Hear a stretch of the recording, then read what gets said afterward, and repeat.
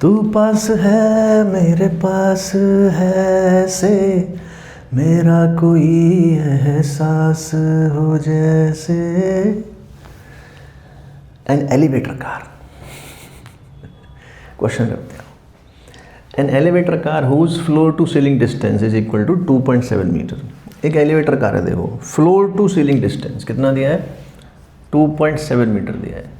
तो ये मान लो आपके हमारा लेट सपोज ये है एलिवेटर और इसकी जो डिस्टेंस है फ्लोर टू सीलिंग डिस्टेंस वो हमें दे रखी है 2.7 मीटर, ये हमको दिया हुआ है। ठीक है जी, ओके सर। अब कह रहा है लिफ्ट एक्सेलरेट कर रही है 1.2 मीटर पर सेकेंड स्क्वायर से, तो वो एक्सेलरेट कर रही है जैसे मान लो आफ्टर 2 सेकेंड, तो 2 सेकेंड में आफ्टर द स्टार्ट, उसके बाद क्या होता है, अब बोल्ट बिगिंस फॉलिंग। एक बोल्ट होता है 2 सेकेंड बाद, जैसे लिफ्ट एक्सेलरेट कर रही है 2 सेकेंड बाद एक बोल्ट होता है जो वहाँ से गिर जाता है, start falling from the ceiling of the car. Find bolt's free fall time, वो बोल्ट कितने टाइम तक गिरा, फ्री फॉल कितना रहा, मतलब लिफ्ट से टकराने से पहले। And what is the displacement and distance cover during free fall with respect to shaft of the elevator, ये हमको निकालना है। ठीक है, तो देखो जरा इसको समझते हैं क्वेश्चन को अच्छे से। क्या हुआ कि एक लिफ्ट है जो कि ऊपर जा रही है एक्सेलरेट करती हुई, तो उसकी वेलोसिटी क्या हो जाएगी 2 सेकेंड बाद, वेलोसिटी हो जाएगी इसकी u + at। तो u + a कितना दिया हमको 1.2 इंटू 2.4 मीटर पर सेकेंड। ये वेलोसिटी किसकी होगी बेटे, ये वेलोसिटी होगी आपकी लिफ्ट की, और उसके अंदर जो बोल्ट है उसकी वेलोसिटी भी 2.4 ही होगी। तो यहाँ पर हम मान लेते हैं इस समय मान लेते हैं कि ये हमारा 2.4 मीटर पर सेकेंड से जा रहा है ऊपर, और यहाँ से एक बोल्ट गिर जाता है, एक बोल्ट यहाँ से ड्रॉप हो जाता है।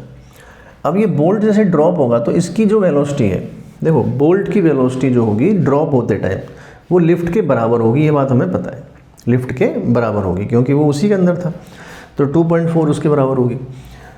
तो अगर हम बोल्ट की बात करें और अब ये ग्रेविटी में आ गया तो फ्री फॉल होगा, तो इसकी वेलोसिटी बोल्ट की तो 2.4 ही होगी ऊपर की तरफ, लेकिन इसका जो एक्सेलरेशन है वो डाउनवर्ड होगा।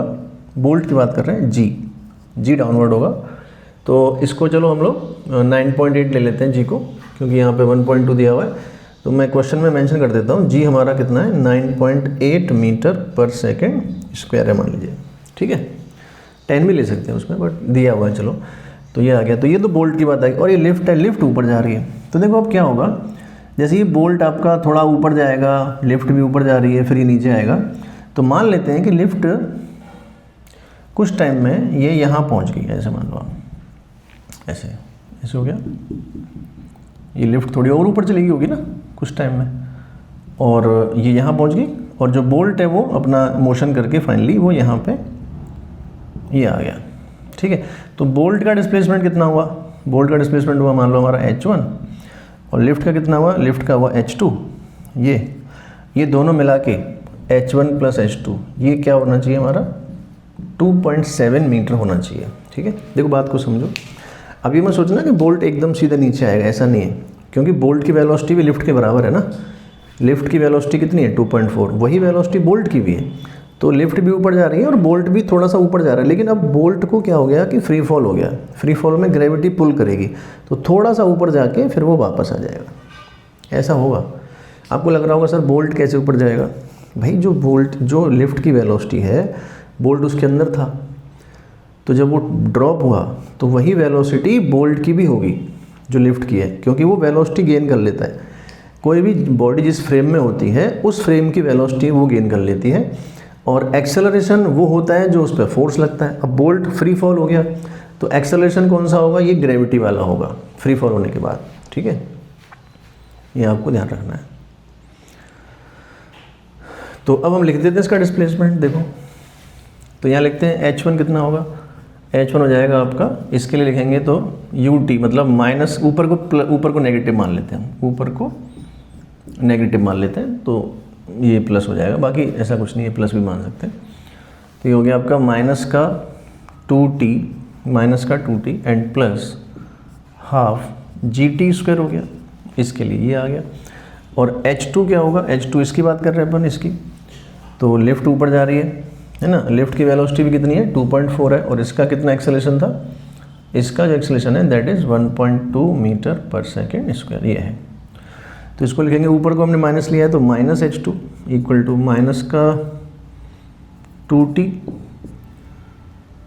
2.4t वेलोसिटी, एंड ये आ गया माइनस का 2.4t और ये आ गया आपका प्लस का 1/2 gt स्क्वायर आ गया। ठीक है, ऐसे कर लेंगे। तो इसको एक काम करते हैं, इसको हम लोग h2 कर देते हैं। तो h2 इक्वल टू क्या आ गया, ये आ गया हमारा 2.4t और ये आ गया माइनस का हाफ gt स्क्वायर आ गया।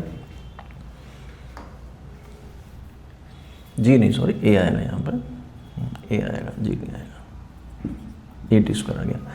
तो इसको ज़रा सॉल्व कर लेते हैं अब। तो इसको हमने इसको इक्वेशन को और इसको इक्वेशन को ऐड कर दिया तो h1 प्लस h2 आ गया। h1 प्लस h2 कितना आ गया भाई, ऐड करोगे तो ये वाला कैंसिल आउट हो जाएगा और ये हमारा आ जाएगा हाफ, ये g है और ये आपका कितना है, a है, ये भी प्लस था और ये भी आपका माइनस आ रहा है।